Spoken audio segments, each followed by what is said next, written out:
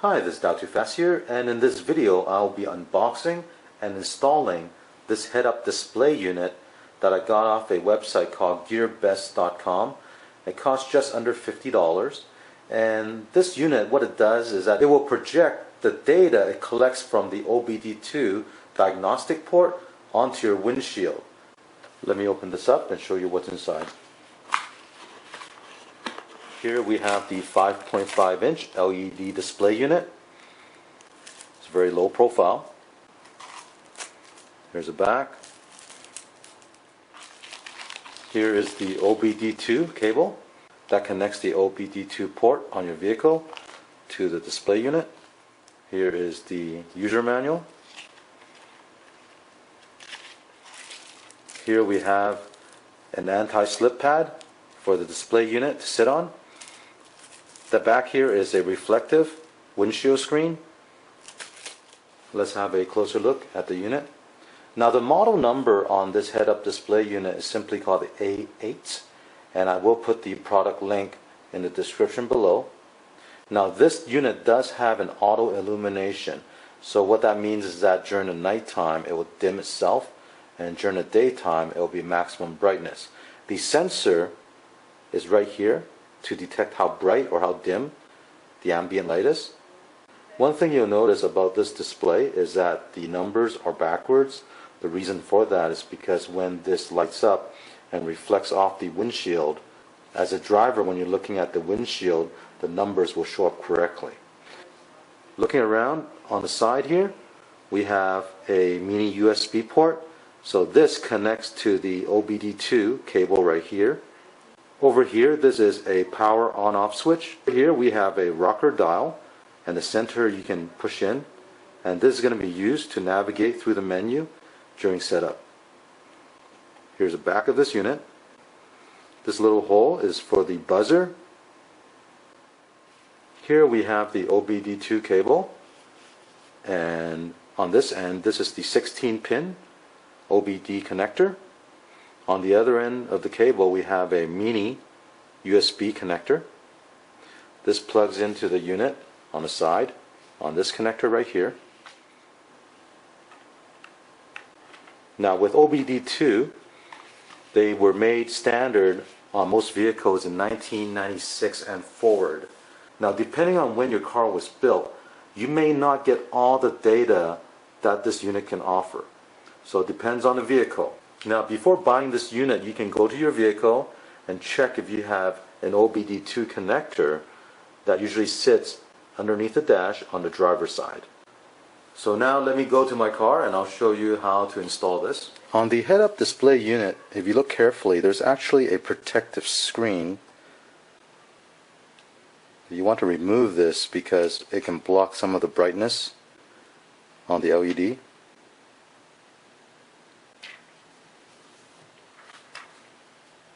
And also you notice there's a lot of glare on this screen, so that if you take it off, you see that there's a matte finish on the surface, so you don't get any reflection or glare when you're driving. I'll be installing the head-up display in my Nissan Quest, and I'll show you where the OBDII connector is. Underneath my driver's side, here you see the white connector. That's the OBDII connector. Here I have the OBDII cable. Now this cable I measured is 57 inches long, just under 5 feet, so keep that in mind. So this cable length should be adequate for most vehicles. Here I'm going to plug this in. Now one thing nice about this install is that it does not require any other power source to power the unit. All the power will come from the OBDII connector right here, and all you have to do is run this cable up to the dash and connect to the unit. Now before I install this head-up display unit onto the dash, I'm just going to quickly wire this up. Turn on the ignition. On the side here there's a power switch. What you want to do is turn it on.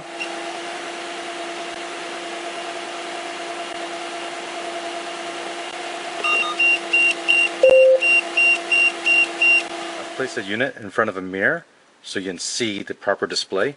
Let me start the car up.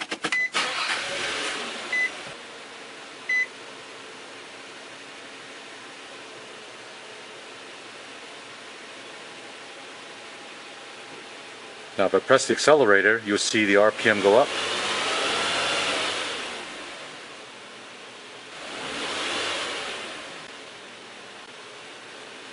As you can see right now, everything is in metric. I'm in the US, so we don't use kilometers per hour. I'm going to have to change it to miles per hour.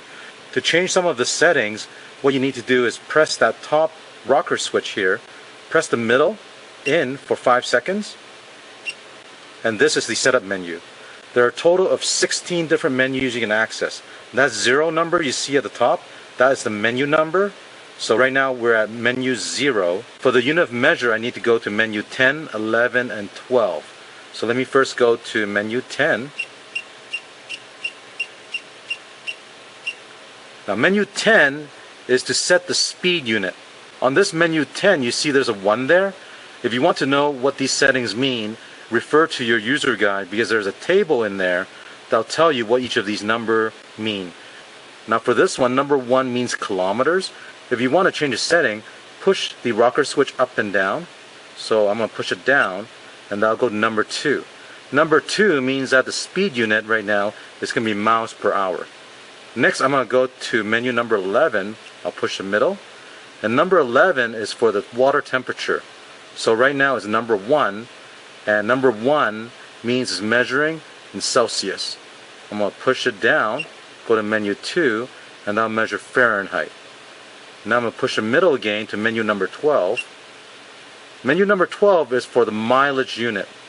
0 is for kilometers. I'm going to push it down. And now it'll be measuring miles. When you're all done, go ahead and press the middle button in. As you can see right now, the unit of measure is miles per hour. Let me go over the display this unit gives you. So on the left side here, this blue ring, this is the RPM, revolutions per minute of the vehicle. Over here in the middle, this 0 is the speed of the vehicle while you're driving. On the top right hand corner, this orange number, this is the fuel consumption.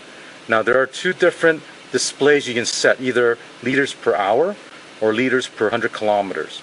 Below that, this green number is a multi-function display. So if you press the side switch in, it'll scroll to different measurements. Right now, this one is mileage according to the manual. If you press it once, it'll go to water temperature. Press it again, it'll give you the voltage of the battery, 13.4 volt. Press it again, it'll go back to this display. Below that number, that is the water temperature. And let me show you what happens when you turn off the vehicle while the cable is still plugged in.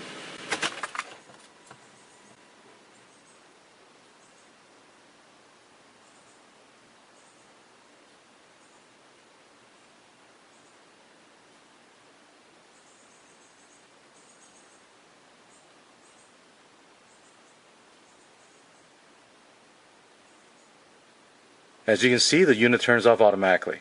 Now as you can see, with the engine warmed up, the RPM is sitting at about 600. Let me go to the head-up display. On the head-up display, you see the RPM is showing 1000 RPM. So that's when you need to go into some of the menu settings and calibrate it yourself. And to adjust the reading on the RPM, go into the menu, and you want to go to menu number 1. Right now it's 117, that's a default value. And you can change that. I'm going to go ahead and change that to, say, 85. And I'll show you what happens.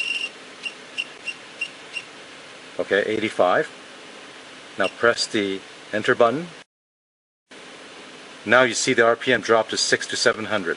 So if you find that some of the readings are not correct, some of the menu will allow you to adjust the accuracy of it, so it'll work specifically for your car. As a quick test, I've placed a unit on my dash, and looking at it at this angle, you do see the reflection of the head-up display. Now, one thing that the manual do mention is that if you see a double image on the reflection, that's because the windshield is laminated. It's a safety glass, so there's actually a piece of plastic that's embedded in between 2 pieces of glass. That's why you might see a double reflection. If it's really bad, then they recommend that you do install that reflective screen that they provided, and that will allow you to see the numbers and the display a lot clearer. Before I install the reflective screen, I'm going to get myself some glass cleaner and a microfiber cloth and clean the windshield.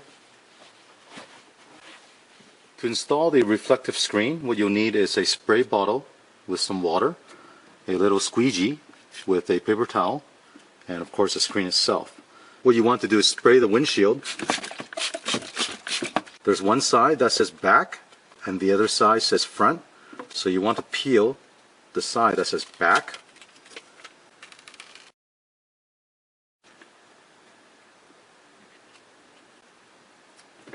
Once it's in place, wrap a piece of paper towel on the squeegee and just carefully from center out, go ahead and squeegee the water out.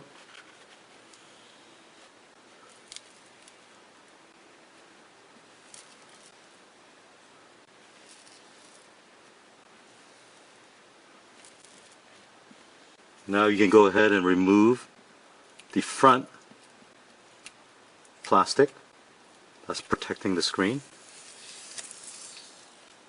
Now I've placed the anti-slip pad, which is very sticky, onto the back of the head-up display unit. And we'll just carefully center this right over here on the dash and align it so that it's centered to the driver. Here's what the unit and the screen looks like from the outside. Here's a look with the reflective screen installed. As you can see, the display is very clear now.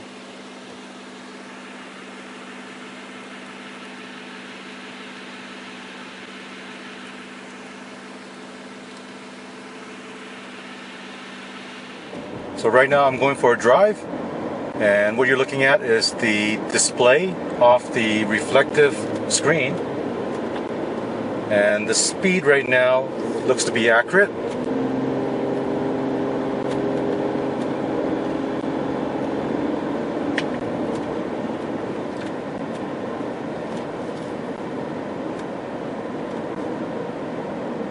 It's a very sunny day today, so might come across as a bit dim. Now right now this view you're looking at is me parked underneath a tree, so I have some shade and you can see the display.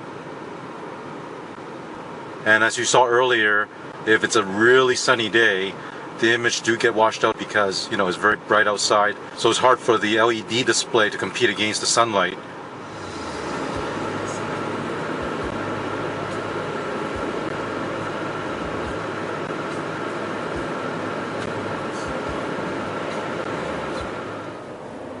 Here's a view of what it looks like at night.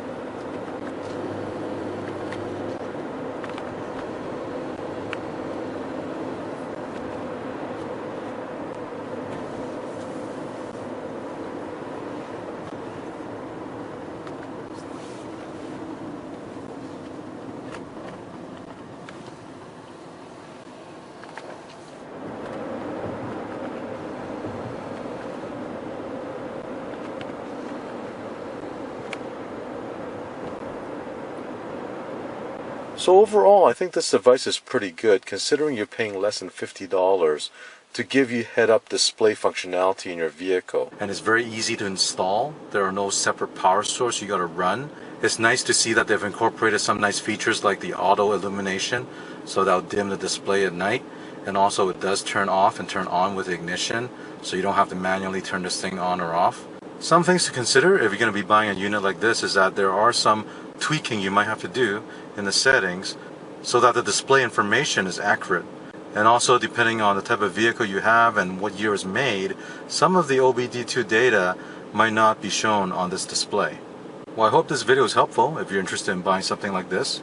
And if you have any questions, leave a comment below, and don't forget to click on the like and subscribe to my channel. Thank you.